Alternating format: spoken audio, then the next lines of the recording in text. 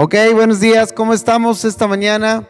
Ya estamos a domingo 5 de julio, es primer domingo de mes. Recuerda que pues anterior a esta pandemia, cada primer domingo del mes teníamos nuestra Santa Cena. Yo quiero invitarte esta mañana, espero que te hayas preparado y que estés, al terminar, tengan una Santa Cena muy en intimidad con Dios, como familia. Realmente es una experiencia, una bendición. Es algo muy padre poder participar de la Santa Cena en casa. Esta mañana yo quiero dar gracias a Dios por este tiempo. Seguimos orando por los enfermos, seguimos orando por México, seguimos orando por la iglesia, seguimos orando por la familia. Yo quiero animarte que tú también lo hagas. Bueno, esta mañana yo quiero hablarte de algo bien importante. De verdad, qué importante es que la palabra de Dios que cada día recibimos llegue a nuestras vidas y provoque por lo que fue enviada. Que la palabra no regrese vacía, que no diga a la gente: fue en vano el hecho de que asistió a una iglesia cristiana, fue en vano el hecho de que un día tuvo una Biblia y leyó y todo eso, fue en vano que predicó de Cristo, porque nuestra vida no dio el testimonio correcto, porque en el camino se desvió uno, en el camino ya no se quiso seguir en santidad, seguir en comunión con Dios. En el camino simplemente, pues el mundo ganó la voluntad de la persona. Entonces, qué importante es que tú y yo sigamos cada día. Yo titulé a esta predicación: que tu palabra se cumpla en mí. Dile que está junto de ti, que la palabra de Dios se cumpla en tu vida. Ese es nuestro anhelo, ese es nuestro deseo. Y mira, quiero que vayamos por favor al libro de Isaías, capítulo 55, versículo 10 y 11. Dice así nuestro Dios: porque como desciende de los cielos la lluvia y la nieve, y no vuelve allá, sino que riega la tierra y la hace germinar y producir, y da semilla al que siembra y pan al que come. Fíjate, aquí el profeta Isaías, Dios a través del profeta está hablando de cosas ciertas, cosas de la naturaleza que vienen a la tierra, como es la nieve y la lluvia, que riegan la tierra y que la hace productiva, la hace ser transformada. Así dice versículo 11, así será, ¿qué cosa? Vamos a leer todos fuertemente ahí. Dice: así será mi palabra que sale de mi boca, no volverá a mí vacía, sino que hará lo que yo quiero y será prosperada en aquello para que la envíe. Dios ha enviado, mi amado, Dios ha enviado su palabra sobre tu vida. Yo estoy seguro que una y otra vez y muchísimas veces la gente ha orado por ti. La gente ha hablado a Dios de ti, ha pedido bendición para ti. Estoy seguro, por mí mucha gente ha orado y yo doy gracias a Dios. Pero a mí me queda ahora obedecer esa palabra, creer esa palabra, caminar en esa palabra. Y dice el Señor que la palabra que Él envía no volverá vacía. Será como la lluvia que viene a la tierra, que la humedece, que le ayuda a que pueda ser productiva, a que haya vida. Sin agua no hay plantas, no hay árboles, no hay fruto. Todo se acaba, todo se convierte en desierto. Pero cuando viene el agua, las cosas cambian. Y hoy la palabra de Dios nos está diciendo que Dios está enviando esas aguas, que es su palabra, que es su bendito Espíritu Santo sobre ti y sobre mí. Y Dios espera que no vuelva vacía. Dios espera que de ti y de mí haya un fruto increíble, un fruto de bendición, haya semilla poderosa. Y de verdad yo puedo ver cómo la palabra de Dios es fiel, es verdadera. Necesitamos realmente cooperar con la palabra, no salirnos de la palabra. Hoy es muy fácil que muchos se desanimen por lo que vemos. Hay muchas necesidades hoy, pero di conmigo: yo no quiero que la palabra de Dios en mí regrese vacía. Yo quiero que mi vida sea una vida que dé fruto. La palabra cambia todas las cosas. Y qué importante, porque pues Pablo hablaba a la iglesia, él enseñaba a la iglesia y él de alguna manera en su corazón él decía: yo ya les prediqué, yo ya les hablé, yo ya les enseñé la palabra, yo ya les di testimonio.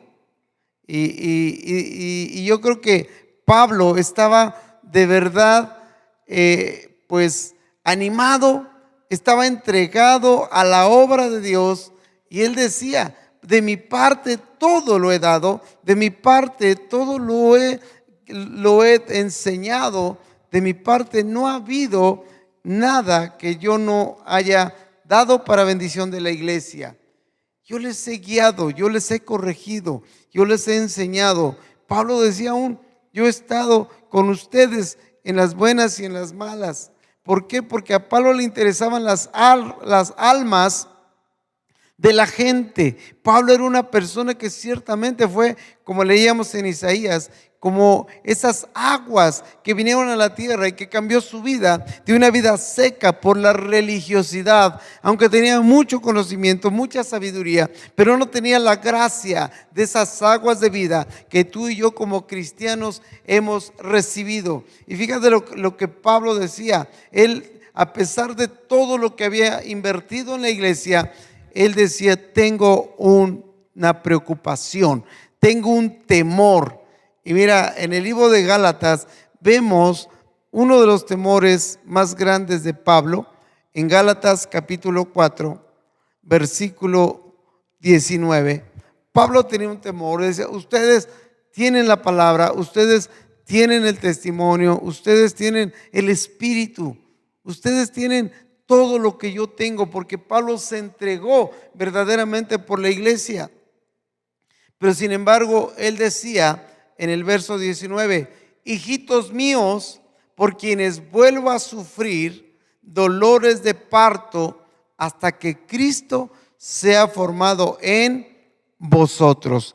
Pablo tenía un temor grande, como nosotros como padres llegamos a tener temores por la vida de nuestros hijos. Queremos que ellos caminen en santidad, que ellos estén guardados en Dios y que ellos estén bendecidos, pero siempre hay un temor, un cierto temor. Y Pablo tenía ese temor, que todo lo que la iglesia de los Gálatas habían recibido, la palabra, el evangelio, el poder de Dios, que de verdad la enseñanza correcta, la sana doctrina, Pablo tenía esta preocupación encima de él. Decía que él deseaba que toda la iglesia llegara a la meta, que es la salvación.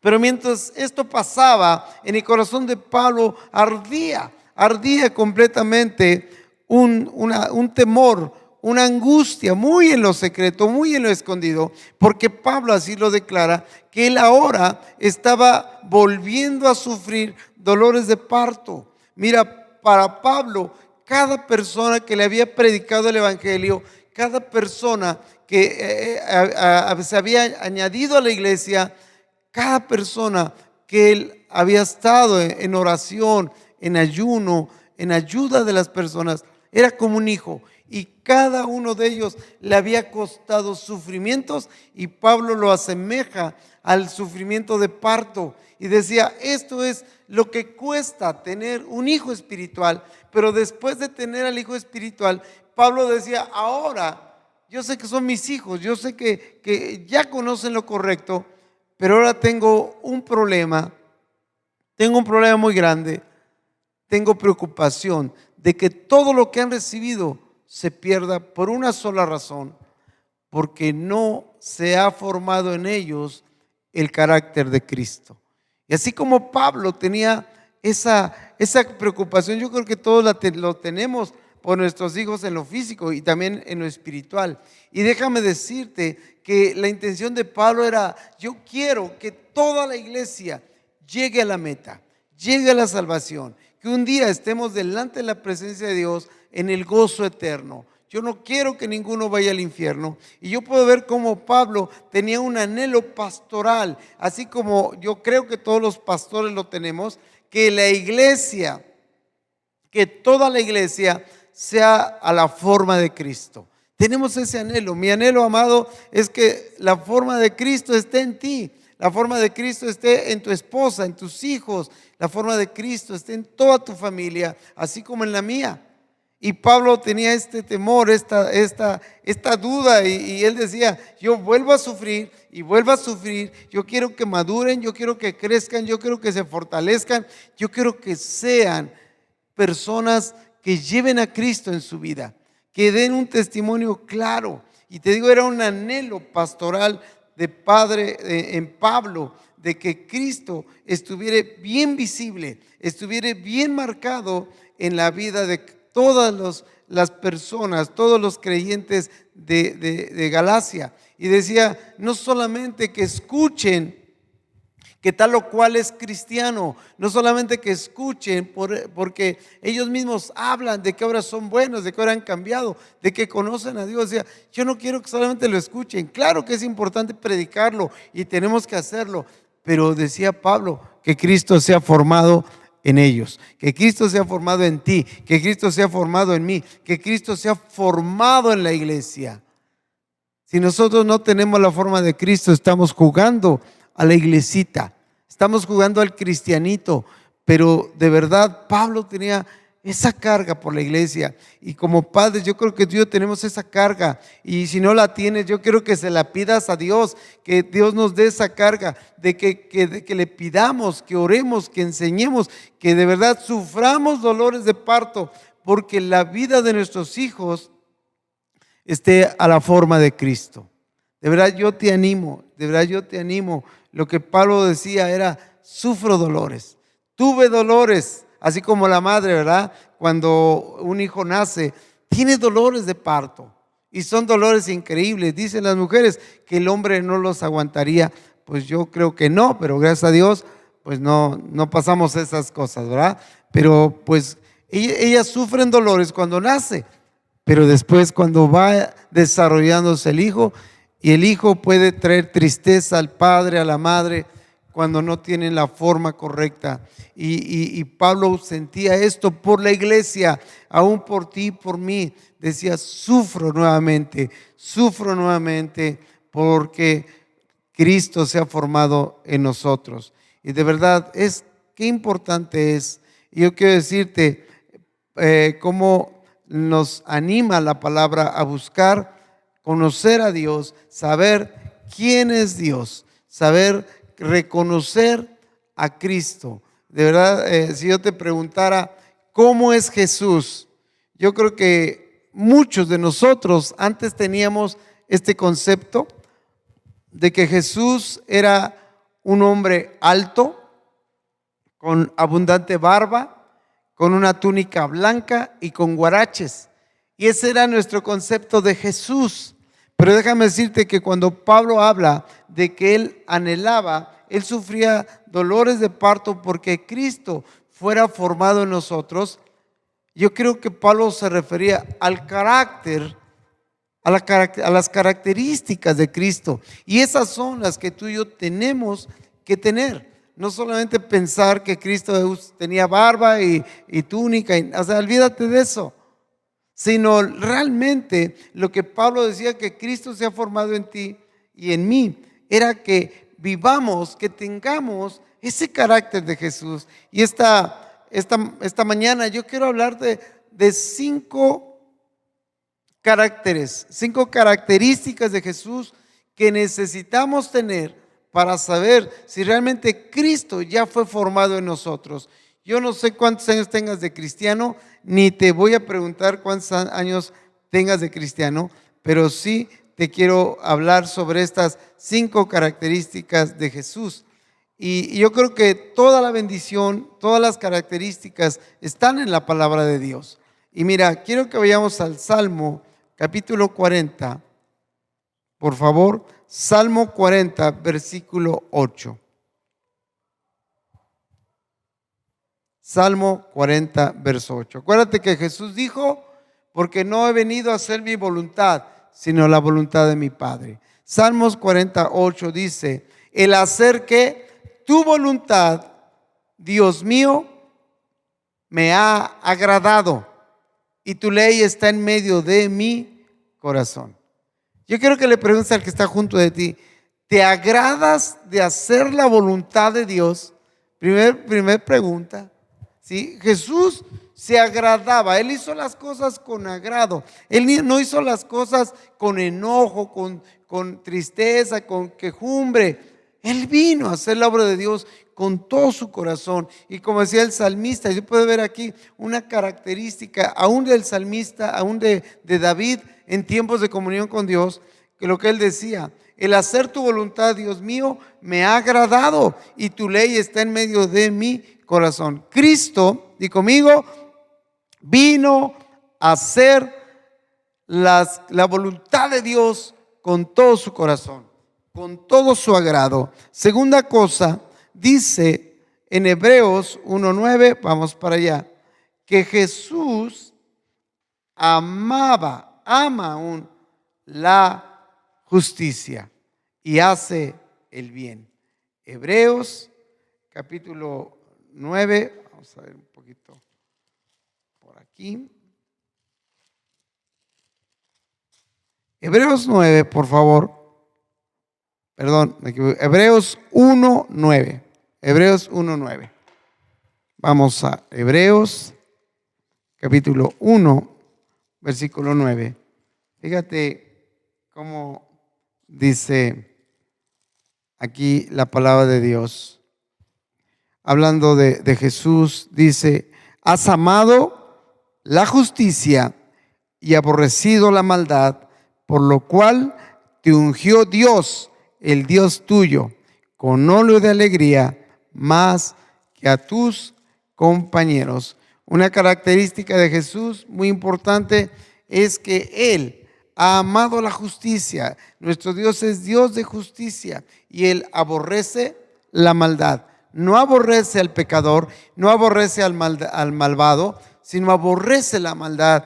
Tú que estás fuera del orden de Dios, que estás viviendo en cualquier tipo de pecado que sea, quiero decirte esta mañana que Dios te ama. De verdad, créelo. No importa hasta dónde has caído en maldades, en vicios, en pecados. Dios te ama y tienes que venir a Él.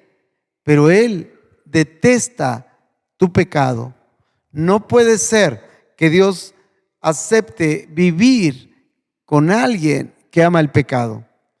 Si tú estás dispuesto a dejar el pecado, de verdad vendrás a los pies de Cristo. No tendrás ningún problema. El pasado Dios ya lo pagó en la cruz. Jesús lo pagó en la cruz. Tienes que dejar el pecado y la maldad, porque Dios ama la justicia, ama al pecador, pero aborrece el pecado. Toda actividad que sea contraria a la voluntad de Dios es pecado. Así que yo te animo, de verdad, una de las características de Jesús es que Él ama la justicia.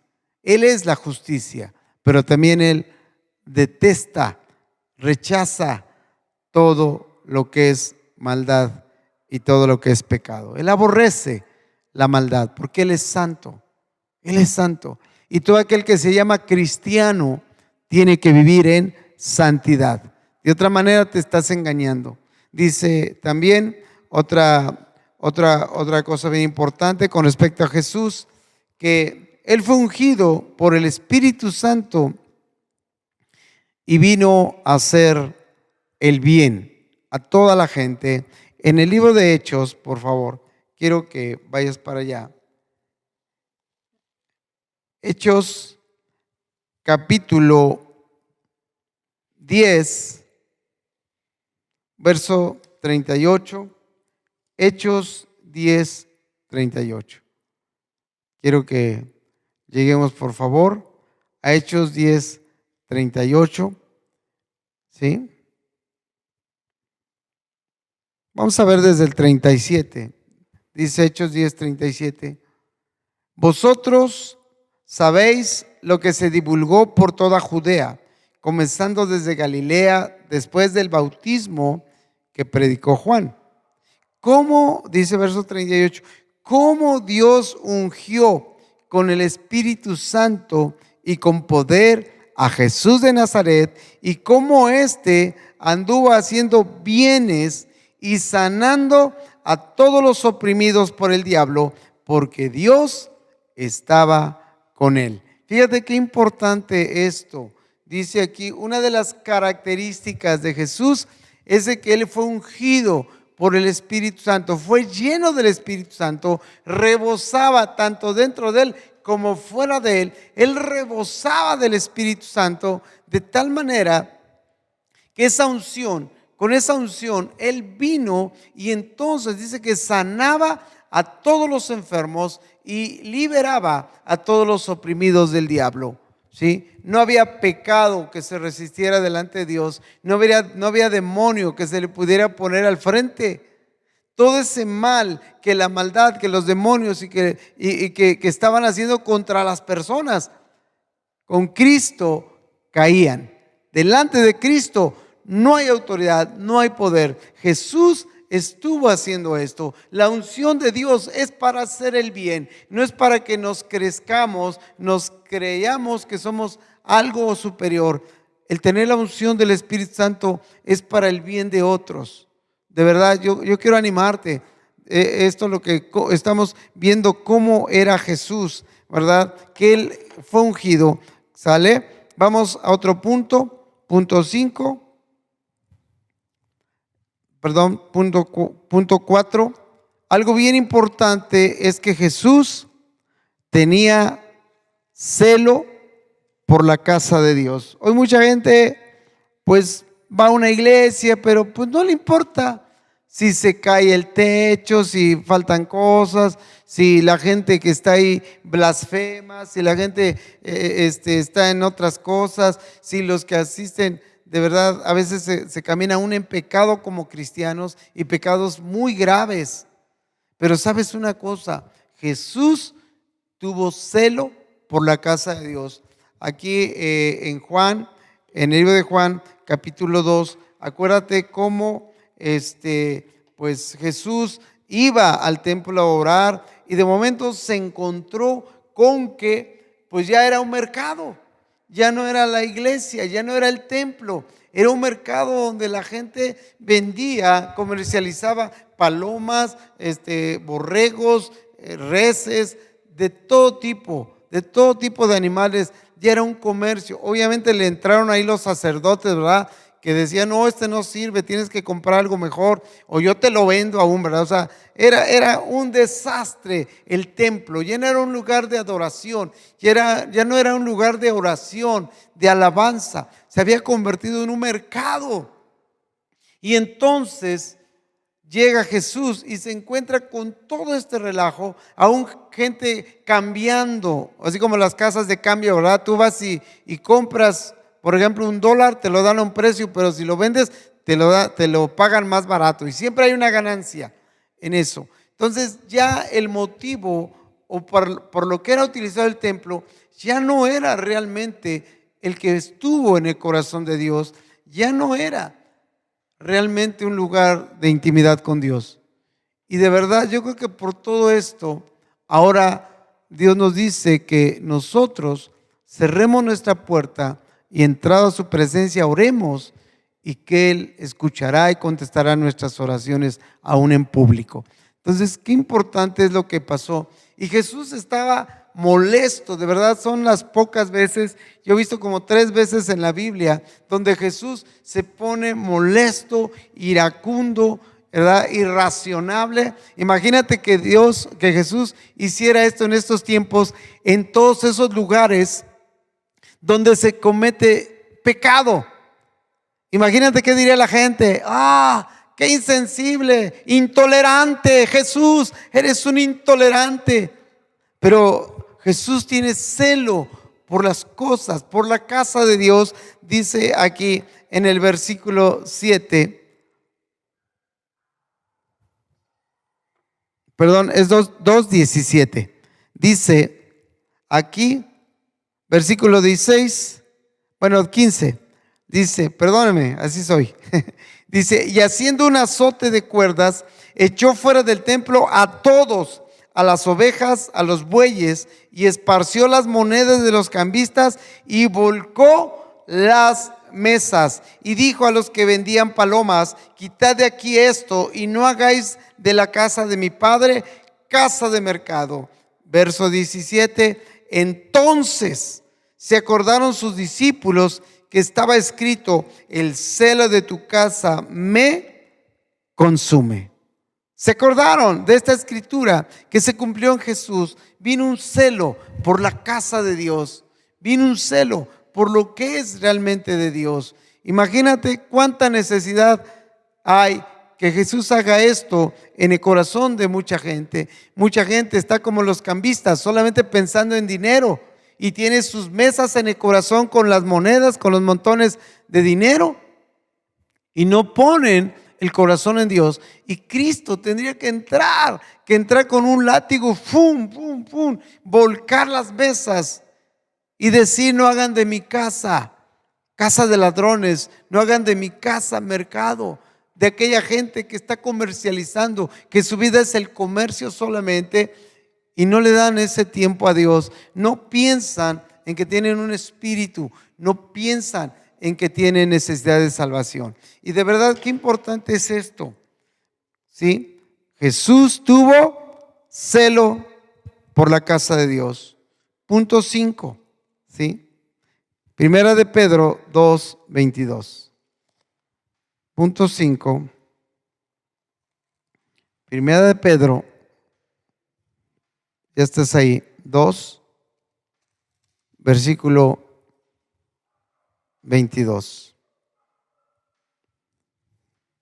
Vamos a ver desde el 21. Dice, pues para esto fuisteis llamados, porque también Cristo padeció por nosotros, dejando ejemplo para que sigáis, ¿qué cosa? Sus pisadas, ¿sí? Dice aquí, el cual no hizo pecado, ni se halló engaño en su boca. Jesús nunca pecó, nunca pecó. Fue tentado en todo, pero déjame decirte que nunca pecó. Jesús, estas son las características de Jesús. Jesús dice aquí, primero que nada, Él se deleitaba en hacer la voluntad de Dios. Él amaba la justicia y aborrecía la maldad. Él fue ungido por el Espíritu Santo y hacía el bien a todas las personas. Él tenía celo por la casa de Dios, por la casa de su Padre. Él no cometió pecado. Él vivió en santidad. 5 cosas que son la característica de Jesús y que tú y yo tenemos que tener. Yo quiero de verdad animarte. Acuérdate, en los tiempos de David, David decía, Señor, en el Salmo 139, 23 y 24, examíname, oh Dios, pruébame, conoce mis pensamientos. Y asimismo Pablo nos invita a examinarnos. En 1 Corintios 11, 28, dice el apóstol Pablo, pruébese cada uno y mire si hay maldad en su corazón. Es necesario, mi amado, que cada uno de nosotros nos hagamos un autoexamen. Yo te pregunto, ¿Cristo está formado en ti? ¿Cristo está en tu corazón? ¿Cristo está en tu vida? ¿Lo reflejas donde quiera que vas? Y yo, como Pablo y como David decía, tienes que examinarme, Dios. Y Pablo decía, examínese cada uno. Vamos a hacer un examen rápidamente. Cada pregunta tiene un valor de 2 puntos. Para que saques 10 tienes que tener los 5 puntos aprobados. Primer pregunta, y eso te lo dejo en tu corazón. ¿Te deleitas haciendo la voluntad de Dios? Pregunta que está junto de ti. ¿Te deleitas el ministerio cuando predicas, cuando das consejo? ¿Realmente lo haces con gozo? Si te estás quejando después de que solo yo trabajo y los demás no hacen nada, no está formado Cristo en tu corazón. Segunda cosa, ¿amas la justicia y aborreces la maldad? Porque a veces somos una persona aquí en la iglesia o en la congregación y otra persona en casa. Si tú amas la justicia y aborreces la verdad, tienes palomita. Pero si no amas al 100% la justicia y aún toleras la maldad y el pecado, Cristo no ha sido formado en ti. Tercer cosa, si no tienes la unción del Espíritu Santo y no te gusta hacer el bien a los demás, Cristo no está formado en ti. Si no tienes la llenura del Espíritu Santo, si no te deleitas en ayudar a la gente. Cuarta cosa, si tú no tienes celo por la casa de Dios, si eres esos que todavía te dicen, oye, vente, vamos a otra iglesia, sabes que tú tienes una casa, tú tienes una familia, tú tienes una congregación. Si tú no amas este lugar, no tienes celo, no tienes celo. Hay gente que con facilidad la invitan de aquí para allá y van hasta comer falsas doctrinas, ¿sí? Tienen su vida llena de cosas que no son amor a Dios. ¿Tienes celo por Dios? Si tienes celo por Dios, entonces Cristo está formado en ti, ¿verdad? Si tienes celo por la casa de Dios. Quinta cosa, ¿sí? Si vives en santidad, si ya no hay pecado en ti, Dios está contigo. Vamos a orar. Esta mañana yo espero, yo anhelo, como Pablo oraba, decía él, pues que él sentía dolores de parto nuevamente hasta que el carácter de Cristo fuera formado en la iglesia. Si eres cristiano, no tienes opción. Vamos a orar. Padre, en esta mañana oramos, Señor, que el carácter de Cristo quede impreso en lo más profundo de nuestro corazón, en nuestro espíritu, en nuestra alma, en nuestro cuerpo, Señor, que con todos nosotros manifestemos que el carácter de Cristo está en nosotros, por cuanto le amamos, por cuanto hemos rendido nuestras vidas a Él, por cuanto nos hemos humillado y hemos aceptado, Señor, todo lo que dice su bendita palabra. En esta mañana yo te pido, Señor, impregna a tu iglesia del carácter de Cristo. Y aquellos que andan apartados, llámalos, Señor, a recibir esta bendición y esta seguridad. Bendecimos a toda la familia en Cristo, en Chachapa, en Mendizábal y donde quiera que nos escuchen, en el nombre poderoso de Cristo Jesús. Amén. Amado, que Dios te bendiga. Ánimo. Primero Dios, nos vemos el jueves. Adiós.